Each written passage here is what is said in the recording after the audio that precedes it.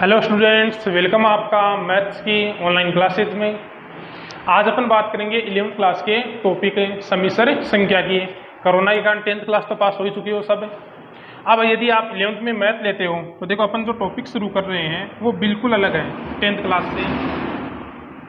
अपना जो टॉपिक है उसका नाम है समिश्र संख्या, या फिर अपन इसको कहें तो कॉम्प्लेक्स नंबर।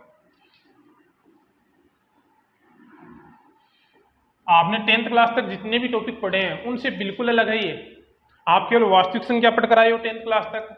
अब ये जो टॉपिक है अपना समिश्र संख्या, ये वास्तविक और काल्पनिक दो संख्याओं से मिलकर बना होगा। कौन कौन सी संख्या? फर्स्ट अपनी है वास्तविक संख्या, जिसको आप कहो तो रियल नंबर। ओके। सेकंड आपका है कौन सा? सेकंड आपकी है काल्पनिक संख्या, इमेजिनरी नंबर।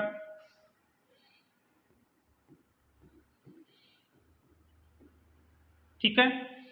ये जो टॉपिक है आपका वास्तविक संख्या वाला, इसको आपने 10th क्लास तक पढ़ा है। 10th तक जितनी भी संख्याएं आपने पढ़ी है वो कौन सी संख्याएं थी?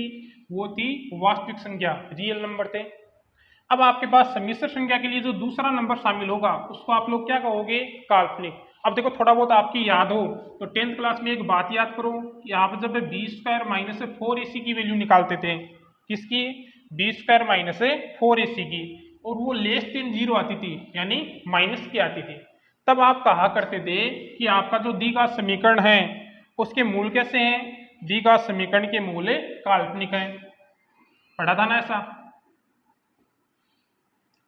10th क्लास में? b² दी का समीकरण में जब b² माइनस 4ac की वैल्यू निकालते थे और वो कैसी आती थी? नेगेटिव आती थी, तो आप कहते थे कि उसके जो मूल है वो कैसे होंगे? काल्पनिक। वही चीज यहाँ लागू होगी कि आपके पास दो तरह की संख्या है, एक वास्तविक है और एक कैसी है? काल्पनिक। और जब इन दोनों संख्याओं को आप मिला दोगे, संयोजन करोगे इन दोनों का, दोनों को प्लस या फिर क्या करोगे? माइनस करोगे, तो आपकी कौन सी संख्या बनेगी? आपकी बनेगी समिश्र संख्या।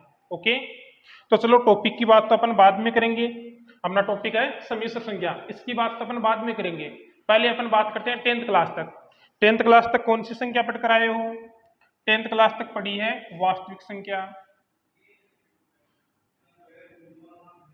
रियल नंबर आपने पढ़े।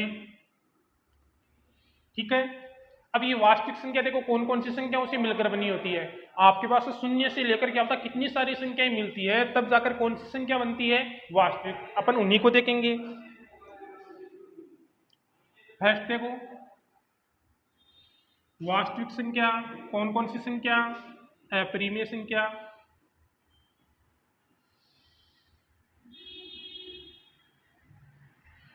और कौन सी? परिमेय संख्या।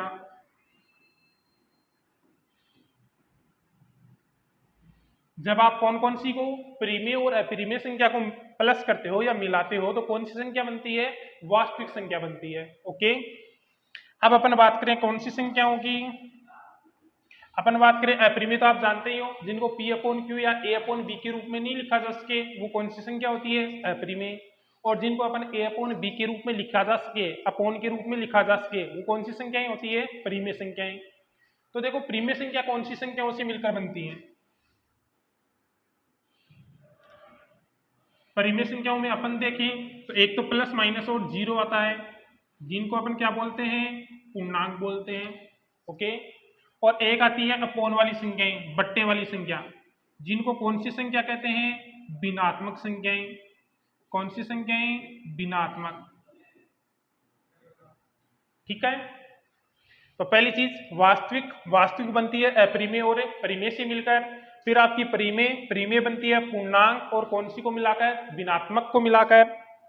फिर आती है आपकी कौन सी? पूर्णांक। पूर्णांक में अपन देखें तो एक तो कौन सी संख्या आती है? माइनस की, यानी कौन सी आती है? ऋणात्मक संख्याएं।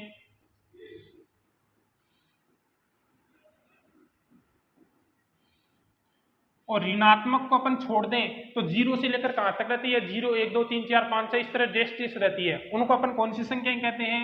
उनको अपन कहते हैं पूर्ण संख्याएं। ओके। ऋणात्मक आप जानते हो। अब लेकर चलो अपनी पूर्ण संख्याओं को। पूर्ण संख्याएं कौन कौन सी होती हैं? पूर्ण संख्या होती है,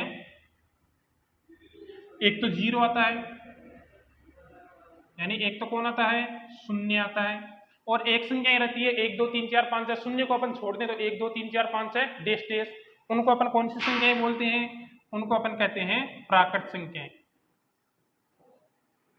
ये लो, फर्स्ट क्लास से लेकर 10th क्लास तक आपने इतनी संख्याएं पढ़ी हैं, जीरो से लेकर कहां तक अप्रिमेय प्रीमेय संख्याएं, उन सबको अपन मिला दें तो कौन सी संख्याएं बनेगी? वास्तविक संख्या बनेगी। ओके, ये तो आपकी वास्तविक संख्याएं हैं। अब देखो अपन आगे बात करते हैं कौन सी संख्याओं की? काल्पनिक संख्याओं की। ये लो, अपनी सेकंड संख्याएं कौन सी है? काल्पनिक संख्याएं। अब देखो काल्पनिक संख्याएं कहते किन्हें हैं? पहले तो डेफिनेशन देख लो। डेफिनेशन क्या होती है कि आपके पास ऐसी संख्याएं जिनका आप लोग क्या करो? वर्ग करो, और वर्ग करने पर कैसी संख्या प्राप्त हो? नेगेटिव नंबर प्राप्त हो, नेगेटिव संख्या प्राप्त हो, वो कौन सी संख्याएं होती है? वो काल्पनिक संख्याएं होती है। क्या होती है डेफिनेशन? ऐसी संख्याएं जिनका वर्ग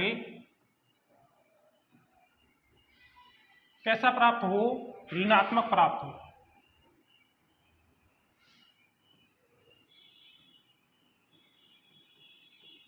वो संख्याएं कौन सी होती है? काल्पनिक संख्याएं होती है। ओके, मेन चीज क्या है इसमें? मेन यही है कि आप लोग वर्ग करो तो कैसी संख्याएं आए? काल्पनिक। क्या करो?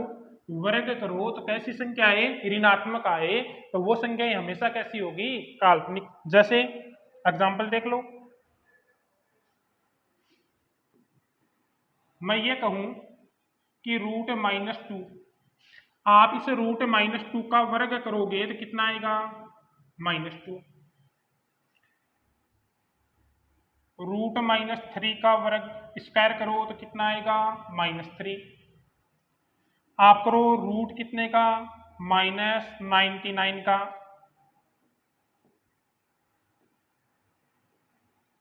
किसका करो?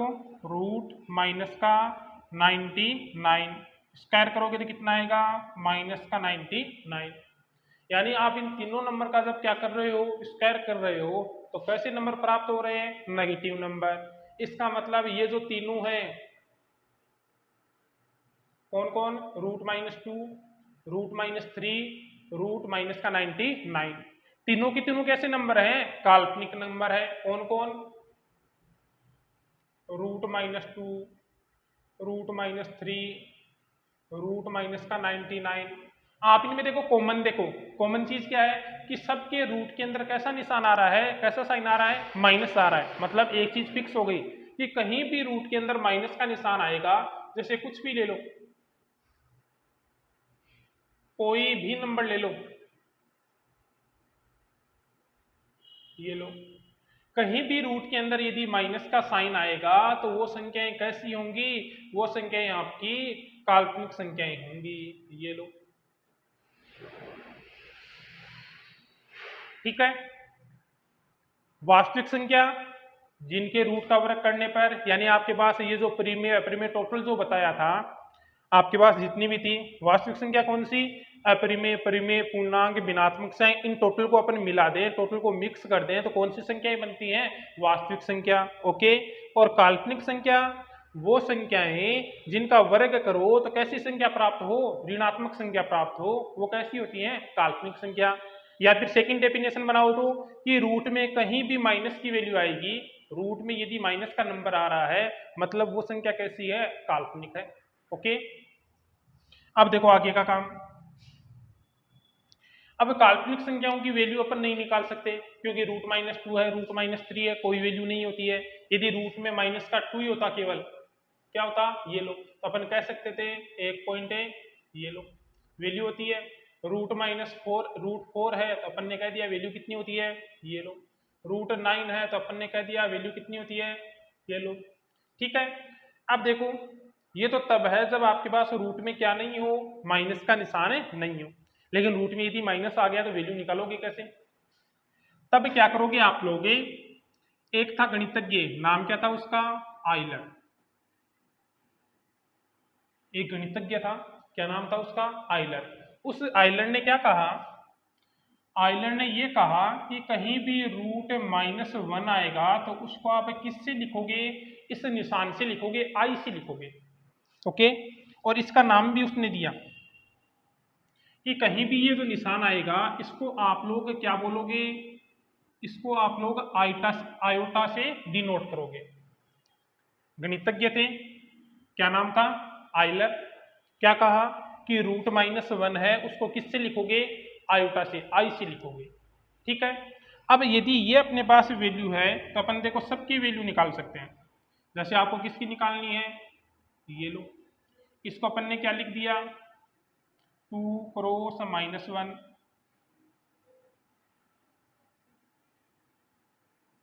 ओके, 2 का रूट होता नहीं है, रूट -1 को क्या कह दोगे? आयोटा। वैल्यू निकाल ली अपन ने। और ले लो, रूट -3 क्या लिख दिया? 3 क्रॉस -1। 3 का रूट होता नहीं है, रूट माइनस वन को क्या लिख दिया? आयोटा।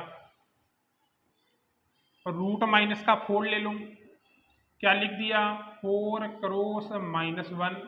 4 का रूट 2 होता है, रूट -1 की वैल्यू कितनी होती है? आयोटा।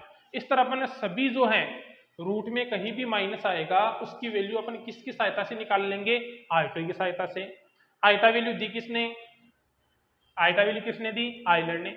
आइलर ने क्या कहा कि बाकी तो नहीं पता लेकिन कहीं भी रूट -1 आएगा उसको अपन किससे लिखेंगे? आई से लिखेंगे, और उसको अपन क्या कहेंगे? आयोटा। और यदि ये वैल्यू अपने पास है तो इसकी सहायता से अपन किसी भी नंबर का रूट निकाल सकते हैं। चाहे आपके पास रूट -4 हो, कुछ भी ले लो।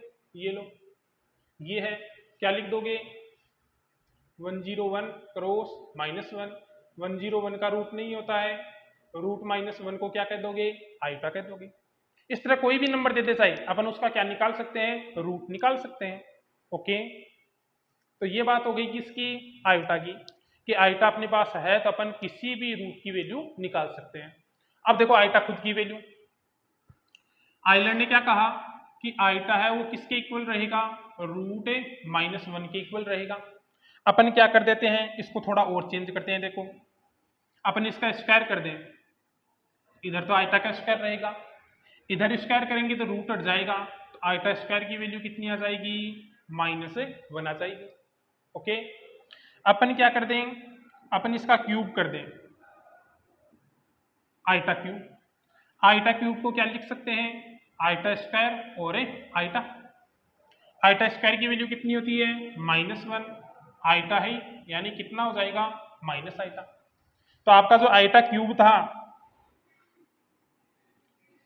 कौन था? आयोटा क्यूब, उसकी वैल्यू कितनी हो गई? Minus iota. ये लो, आप किसकी निकालो? आप वैल्यू निकालो आयोटा की पावर 4 की। आयोटा की पावर 4 को कह सकते हैं iota square. Iota square, iota square की वैल्यू -1, आयोटा स्क्वायर की वैल्यू -1 यानी कितना आएगा? 1। यानी अपन क्या कह सकते हैं? अपन कह सकते हैं कि आयोटा की पावर 4 है उसकी वैल्यू कितनी होगी? 1 होगी। ओके, आपको केवल ये 3 ही वैल्यू ध्यान रखनी है। किस किस की? आयोटा की वैल्यू रूट -1, आयोटा स्क्वायर की वैल्यू -1, आयोटा क्यूब की वैल्यू माइनस आयोटा, और आयोटा की पावर 4 की वैल्यू कितनी होती है? 1 होती है। यदि ये आपको पता है तो आप आयोटा की कितनी भी पावर की वैल्यू निकाल सकते हो। जैसे आपको कह दिया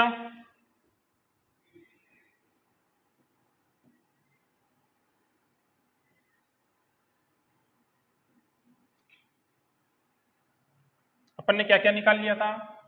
आयोटा की वैल्यू कही है रूट -1, आयोटा स्क्वायर की वैल्यू कही है -1, आयोटा क्यूब की वैल्यू थी कितनी? माइनस आयोटा, और आयोटा की पावर 4 उसकी वैल्यू कितनी थी? 1। ये 4 वैल्यू अपन ने निकाली थी। ओके, अब देखो इसकी सहायता से आपको कह दिया आयोटा की पावर कितनी की वैल्यू निकालो? 8 की वैल्यू निकालो। तो जो आयोटा की पावर आएगी आप लोग उसको डिवाइड किससे करोगे? उसको डिवाइड करोगे 4 से। आयोटा की जो भी वैल्यू आएगी उसको डिवाइड किससे करोगे? 4 से डिवाइड करोगे। ठीक है, या तो 4 से डिवाइड कर लो, और 4 से डिवाइड नहीं करो तो ऐसा कर लो कि इसको आप लोग आइटा स्क्वायर, यानी जो ये पावर 8 है ना, इसको चेंज किस में कर लो, आइटा स्क्वायर के रूप में चेंज कर लो। ठीक है, दोनों में से जो आपको अच्छा लगे उसके अनुसार बना लो। अब आप लोग यहाँ पर इस 8 को, भाई इसकी पावर कितनी है 8 को अपन 4 से डिवाइड करें तो कितना आएगा, 2 आएगा। आएगा कि नहीं आएगा? आइटा की पावर 4 की वैल्यू कितनी थी 1, तो ये लो 1 की पावर कितनी, 1 की पावर कितनी हो जाएगी 2 हो जाएगी। भाई डिवाइड करने पर कितना 2 तो आया है, तो 1 की पावर 2, यानी इसकी वैल्यू कितनी आ जाएगी 1 आ जाएगी। ओके, और देख लो, जैसे आपको निकालनी है आइटा की पावर कितने की 17 की वैल्यू। आइटा की पावर 17 की निकालो तो किसको 17 को किससे डिवाइड करोगे 4 से। 17 को 4 से डिवाइड करोगे तो कितना आएगा 4 बार, और आपके पास कितना रहेगा 1 रहेगा।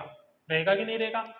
4 4 16 कितना रहेगा 1 ही तो रहेगा। तो ये लो 1 की पावर तो कितनी लग जाएगी 4, और शेष जो रहा है वो किसकी पावर हो जाएगी, वो हो जाएगी आइटा की पावर।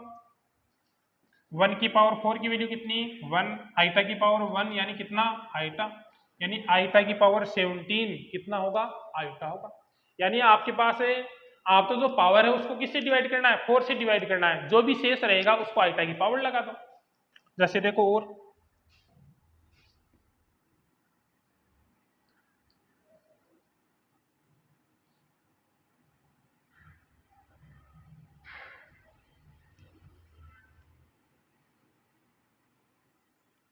जैसे देखो आपको निकालना है आइटा की पावर कितने की वैल्यू 27 की निकालनी है।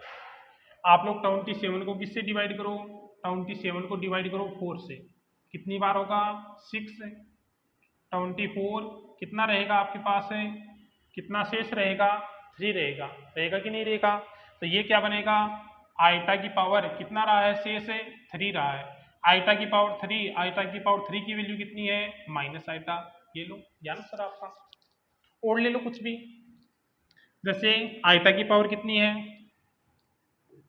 आइटा की पावर है 101, तो वही चीज 101 को किससे डिवाइड करोगे, 101 को डिवाइड करोगे 4 से।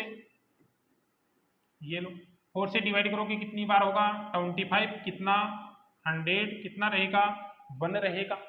कितना शेष रहा है 1 शेष रहा है, तो आइटा की पावर कितनी लग जाएगी 1 लग जाएगी। तो आपके पास चाहे आइटा की कितनी भी पावर हो कोई फर्क नहीं पड़ता है, अपन को तो उसको डिवाइड किससे करना है 4 से डिवाइड करना है। 4 से डिवाइड करने पर जो भी शेष रहेगा अपने पास है वो पावर किसकी लग जाएगी, आइटा की पावर लग जाएगी।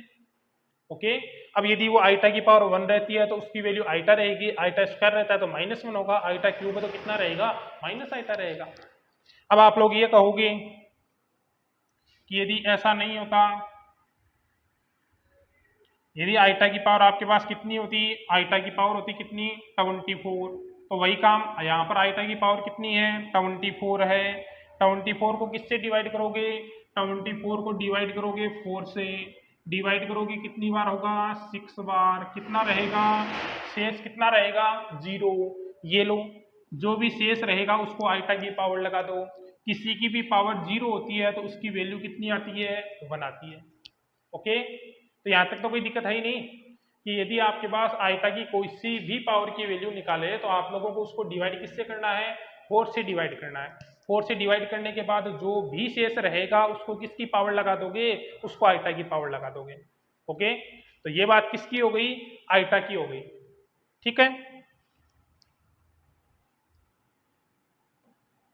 अब देखो आगे का काम, अपन ने वास्तविक संख्या की बात कर ली, काल्पनिक संख्या की बात कर ली, काल्पनिक संख्या कहते किसे हैं उसकी बात कर ली। अब आते हैं अपने टॉपिक के ऊपर। टॉपिक का नाम क्या था, समिश्र संख्या। बहुत ही बढ़िया टॉपिक है, शानदार है, 10th क्लास से बिल्कुल अलग है, पढ़ने में खूब मजा आएगा ऐसा टॉपिक है। ठीक है, समिश्र संख्या, समिश्र संख्या को किससे लिखते हैं जेड से लिखते हैं। किससे लिखते हैं जेड से। कैसा रूप होता है इसका a प्लस आयोटा b। जो समिश्र संख्या है वो किससे बनती है, वास्तविक और काल्पनिक संख्या के संयोजन से बनती है। वास्तविक संख्या 10 तक पढ़ी थी, काल्पनिक संख्या मैंने बता दी कौन सी संख्या है, ऐसी संख्याएं जिनका वर्ग कैसा हो, ऋणात्मक हो, वो संख्या कौन सी होती है, काल्पनिक। अब यदि उनको मिला दोगे, उनका संयोजन कर दोगे, प्लस या माइनस कर दोगे, तो कौन सी संख्या बनेगी, सम्मिश्र संख्या बनेगी। ओके, यानी आप लोग कहना चाहो तो ये कह सकते हो, आप लोग कहना चाहो तो ये कह दो कि काल्पनिक संख्या क्या होती है, सम्मिश्र संख्या, वास्तविक और कौन सी, काल्पनिक।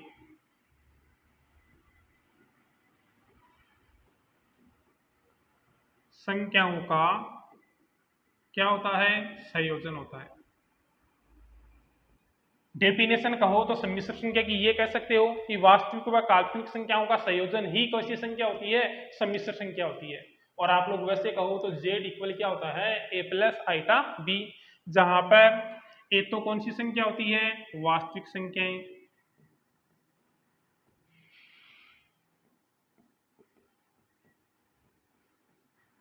ओके, किससे लिखते हैं, इनको लिखा जाता है रियल z से।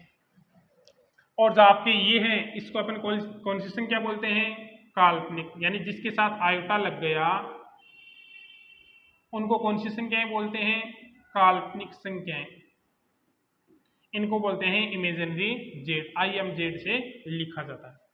ओके, ए और बी दोनों ही किसको बिलोंग करते हैं, ए और बी किसको बिलोंग करते हैं, आई को बिलोंग करते हैं, किसको बिलोंग करते हैं, आई को। ये लो, ए और बी दोनों ही बिलोंग किसको करते हैं, आई को, आई मतलब पूर्णांक को बिलोंग करते हैं। तो आपकी ये सम्मिश्र संख्या है। सम्मिश्र संख्याएं वास्तविक और काल्पनिक संख्याओं का क्या होता है, संयोजन होता है। ओके, फिर a प्लस आइटा बी के रूप में लिखते हैं। a तो कौन सी संख्याएं होती है, वास्तविक, और आपकी जो b है आइटा b, वो कौन सी संख्याएं होती है, काल्पनिक संख्याएं होती हैं। a और b दोनों ही बिलोंग किसको करते हैं, आइटा को बिलोंग करते हैं। एक चीज और क्या ध्यान रखोगे कि जो सम्मिश्र संख्याओं का समुच्चय होता है, समुच्चय अपन आगे पढ़ेंगे, समुच्चय को अपन किससे लिखते हैं, सी से लिखते हैं। ओके, सम्मिश्र संख्या को अपन किससे लिखते हैं, स्मॉल z से, और जो सम्मिश्र संख्याओं का समुच्चय होता है उसको अपन किससे लिखते हैं, सी से। ओके, सम्मिश्र संख्याओं का इतना ही टॉपिक है। अपन ने क्या क्या बातें कर ली, फर्स्ट अपन ने वास्तविक संख्या पूरा टोटल आपने 10th क्लास तक पढ़ा है। फिर अपन ने क्या देख लिया, फिर अपन ने काल्पनिक संख्याएं, ऐसी संख्याएं जिनका वर्ग कैसा हो, ऋणात्मक हो, टोटल आपके सामने है। किसी भी संख्या का वर्ग करो, यदि माइनस की संख्या है तो वो कौन सी है, काल्पनिक संख्याएं है, सीधा सा है। तीसरी अपन ने आइलर था, किसकी वैल्यू दी उसने, √-1 की। √-1 को क्या कहा उसने, आयोटा कहा, आई से डिनोट किया, और उसको अपन क्या बोलते हैं, आयोटा। आयोटा की सहायता से अपन किसी भी रूट की वैल्यू अपन निकाल सकते हैं। ओके, फिर अपन ने बात की किसकी, आइटा की पावर की। यदि आइटा है तो √-1, आइटा स्क्वायर है तो -1, आइटा क्यूब है तो माइनस आइटा, आइटा की 4 है तो 1। किसी आइटा की पावर कितनी भी बड़ी हो उसको किससे डिवाइड करना है, 4 से डिवाइड करना है। जो शेष रहेगा वही आपके पास उसकी वैल्यू रहेगी। लास्ट अपन ने बात की सम्मिश्र संख्या की। सम्मिश्र संख्या होती है वास्तविक और काल्पनिक संख्याओं का संयोजन। अपन इसको डिनोट करते हैं जेड से, स्मॉल जेड से। Small Z equal a plus iota B, जहां पर a कौन सा नंबर होता है, रियल नंबर, और आइटा b कैसा नंबर होता है, काल्पनिक संख्याएं, इमेजिनरी नंबर होता है। a और b दोनों ही कहां से लेते हैं, i से लेते हैं। i क्या होता है, i पूर्णांक होता है। लास्ट सम्मिश्र संख्याओं का जो समुच्चय होता है उसको अपन डिनोट किससे करते हैं, कैपिटल C से, जो अपन ये समुच्चय वाला टॉपिक है फर्स्ट एक्सरसाइज में पढ़ेंगे। Okay, thank you.